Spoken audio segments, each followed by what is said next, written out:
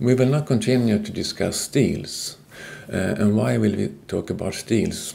Well, steel is very important. Actually, it's about 90% of all structural materials, that is materials that is used for their forces or take up forces in different products, is steel. So all other materials only have 10% steel, 90% for those purposes. And why is it so? Well, I can say maybe that steel give a good performance for the price. A large part of these applications are, of course, bulk uses. So in products that you want to have a low price, and steel can be produced to a low price. But steel can also be very, very strong and used in specific applications.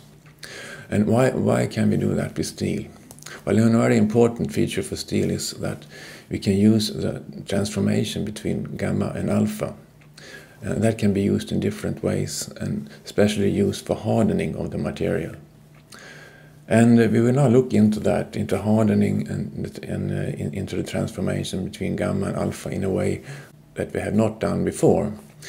Before we have looked at the equilibrium phase diagram and equilibrium transformations. But now we will leave the equilibrium and see what happens if we don't follow the phase diagram. Now we again see the familiar part of the iron-carbon phase diagram in the upper part here. We see the austenite one-phase region, and we see the ferrite one-phase region. And then we now know that we have cementite at about 6.7% carbon here, far to the right. And what we have done now is that we looked at different compositions here and studied what happened when the cooling is slowed down through this area, the phases that are formed.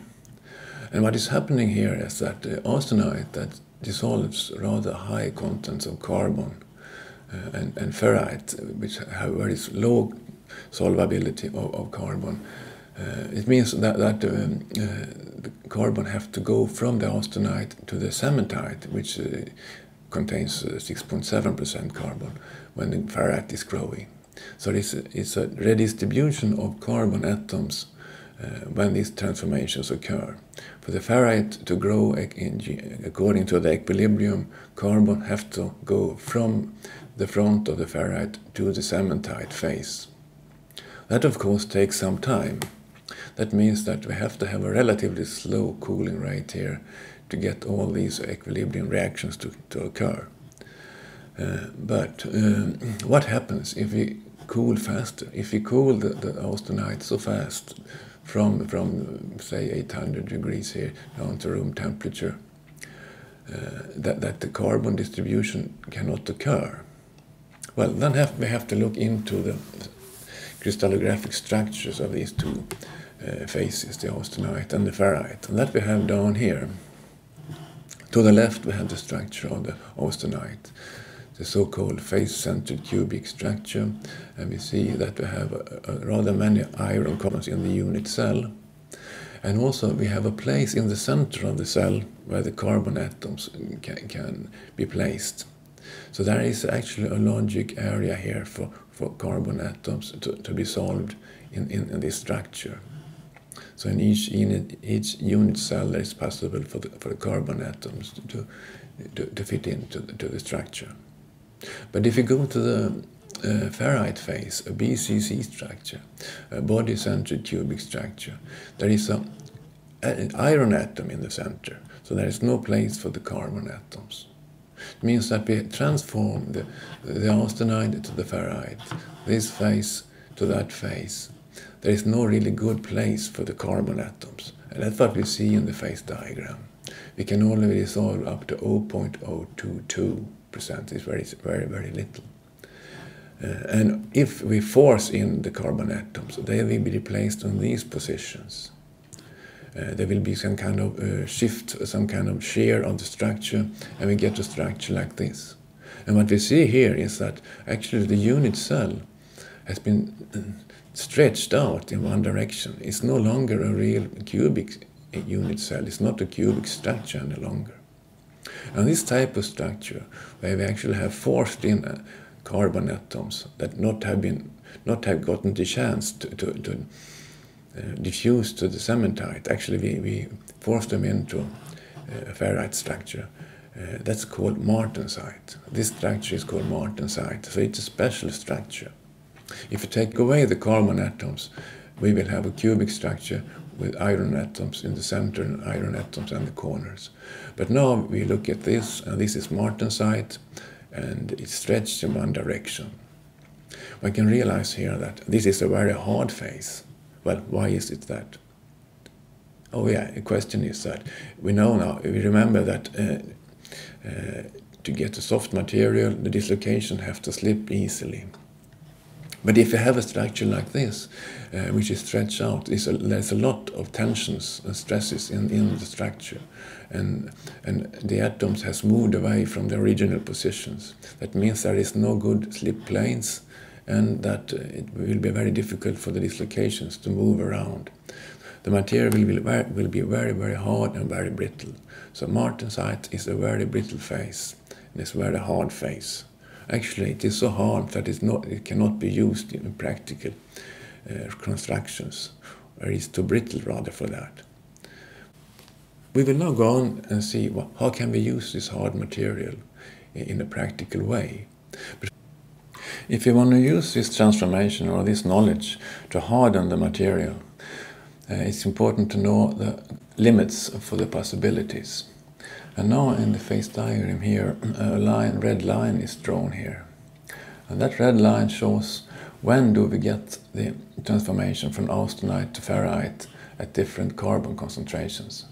You see here that it comes rather fast at low carbon concentrations, but at higher carbon concentrations we need to cool down all the way down here before the transformation occurs.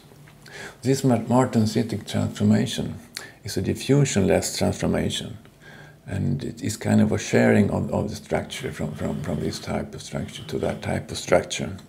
And it goes through the material like a wave, and it travels about the speed of sound. So it's very fast compared to the diffusion process. But the idea here is we need to cool down so fast so that this transformation occurs before any diffusion-controlled transformations start to occur. And that means that for higher carbon contents, it's more difficult to cool down because we have to cool it for in a longer temperature interval before we come down under the red line.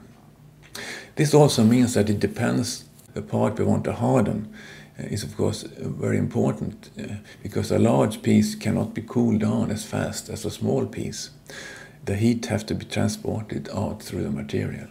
So we have to look into what is the possibility to harden different pieces of steel. Then we have to look into the effect of size.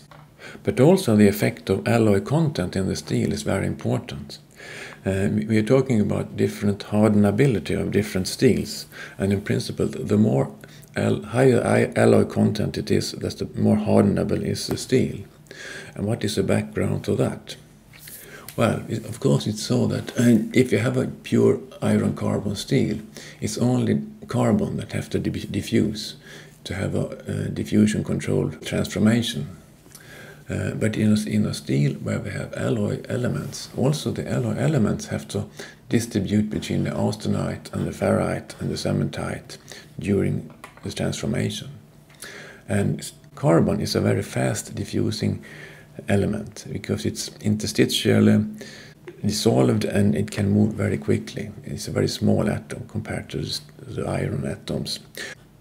If we have alloy elements in the steel, the transformation will be much slower, as the alloy elements move slowly and the equilibrium transformation will be very slow. It means that the rather easy can cool down and come under this line. But in this pure iron carbon steel, the transformation goes quickly and we need to cool it much faster. We can look into an example of that now. Here we see two pictures that shows the hardness of a material as a function of the thickness of the pieces. We start looking at the left picture here. We see that we have two curves, one for a steel called 1040 and the other curve for a steel called 4140. This is the thickness of the piece to harden, and here we see the hardness of the material. And in this picture, the cooling has been by water quenching. So a piece of 50 millimeter thickness have been cooled directly from the austenite area down to room temperature with water, by dropping it in water. And this is the result. In the top portion here we see an alloy steel, and we see that the hardness is high through the whole piece. It's more or less even, but it's on a high level. But the carbon steel with no alloying, the 1040 steel, only has a hard surface. Then the hardness goes down. In the alloy steel we have Martensite through the whole structure. The hardening have been taken through the whole piece. While in the other case, while in the unalloyed steel, we only have a surface layer of about maybe 5 millimeters that has been martensitic, that is, have been hardened. And in the rest of the piece here we have regular perlite and ferrite, and we have obtained a rather low hardness. So this illustrates the effects of alloying. Now we also will look to the right and see the effect of different sizes of the workpiece. We have in the center here a piece of 50 millimeter, the same as here, and then we have a piece that is 75 millimeters. Here we have the same steel, that is the same steel as we looked at here, that is the 4140, which is an alloyed steel. But the difference from this picture and that one is that here the cooling is by oil, and oil is not as efficient as water. Oil is rather often used anyway because the water cooling is easily forms stresses and also cracking. So you actually, if you want to harden a steel, you would prefer to cool it in oil.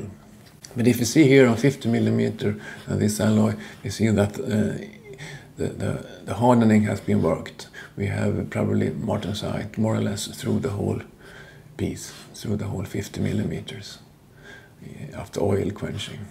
But if you take the same steel, take a piece of 75 millimeter thickness, we get this hardness curve. And here we see that the hardness goes down quite strongly in the center. We can say that, probably say that it's only in the surface of about 10 millimeters that we get a real hardening effect, that we probably have Martensite, but here it comes more and more ferrite and perlite as more we come into the center of the thicker piece. That is, the cooling rate is not high enough here in the center to make an efficient transformation to Martensite. So these two pictures have shown the effects of both alloying and size on the hardenability of a material.